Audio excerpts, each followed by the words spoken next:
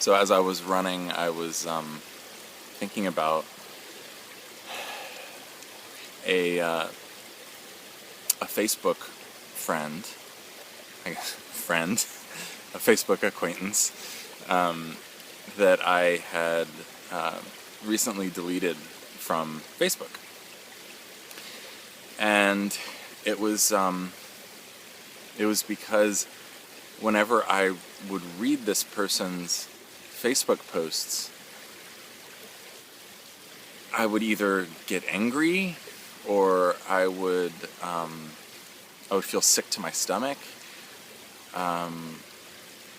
Just a whole host of things that I didn't feel like. Bottom line, I didn't feel good when I read this person's posts, and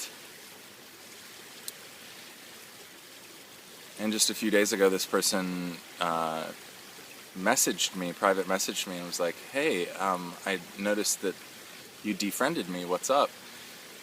And basically just told this person straight up, like, this is how I feel when I read your posts, and I don't really want to. I don't want to experience that when I'm reading through my Facebook posts. And there was a part of me that was thinking, God, am I denying reality in this, or am I somehow like avoiding confronting something that I don't want to see? Like, because there's a thin line between, being an eternal optimist and like just avoiding the truth that is painful or whatever. And between that and actually saying, well, I don't feel good when I hear that, so I don't want to hear that anymore. And it was specifically things like, just homophobia and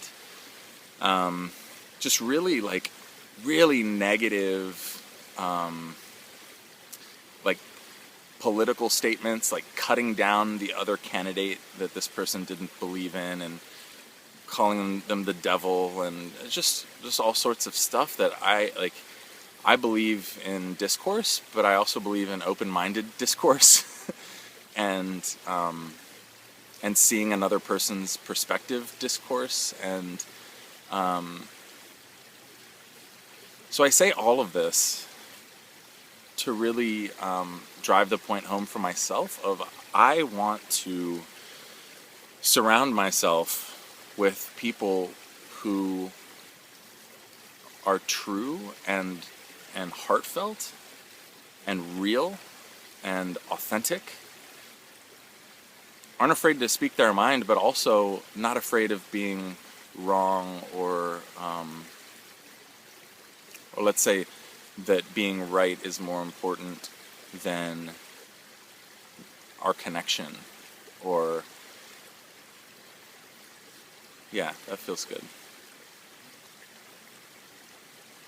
So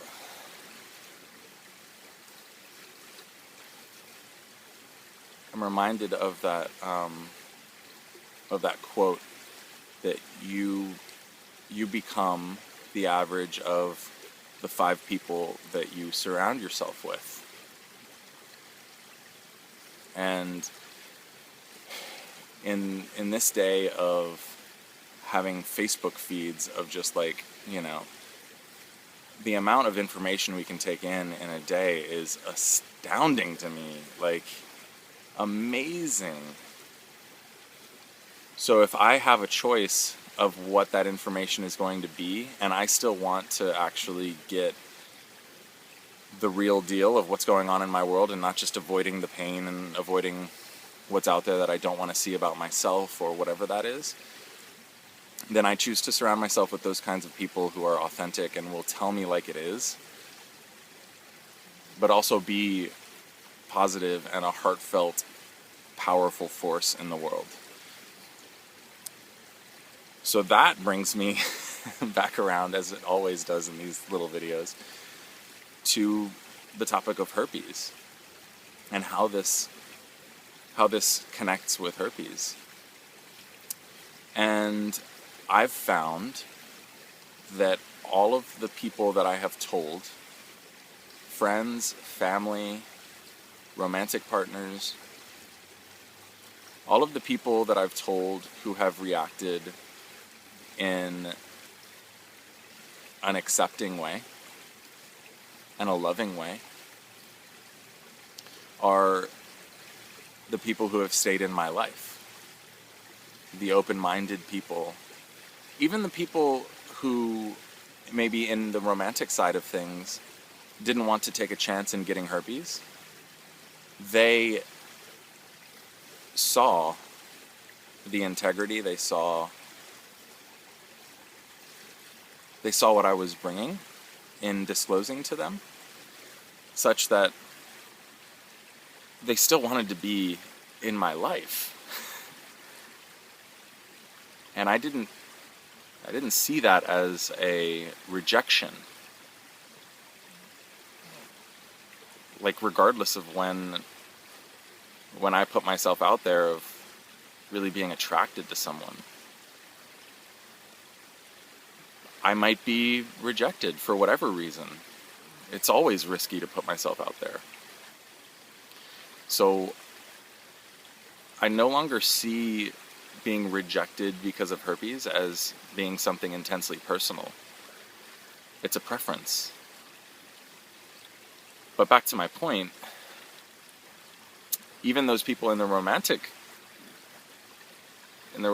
realm, where we didn't end up being romantic, we stayed friends. So, and I'm trying to think if there was even, I mean, like, all the friends, all the family that I've told are like, cool, thanks for telling me. Not a big deal. So, herpes being a filter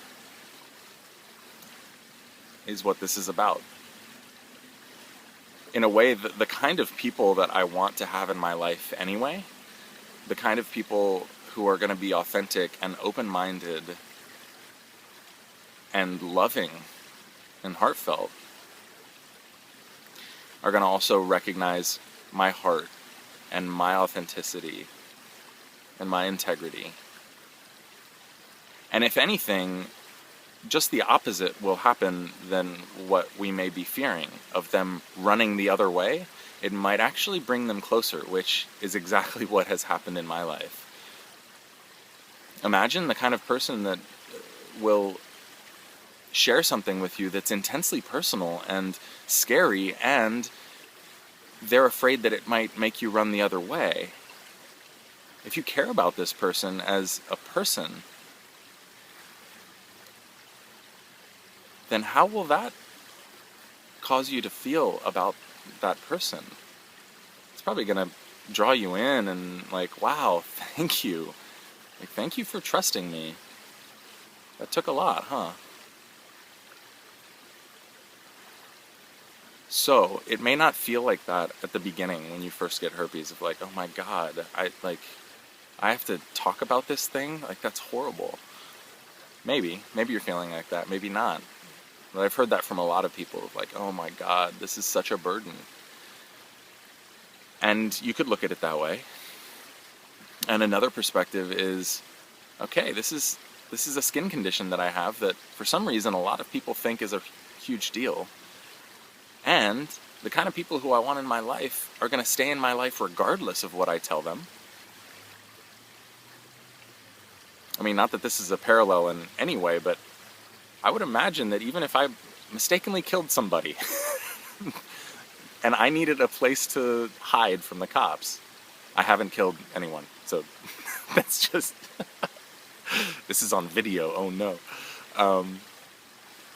And I wanted to hide from the cops, I'm sure a lot of my friends and family would put me up. This isn't that. This is just herpes. This is just a skin condition. So those kinds of people will stay in your life regardless. So, yeah, I think that ties it up.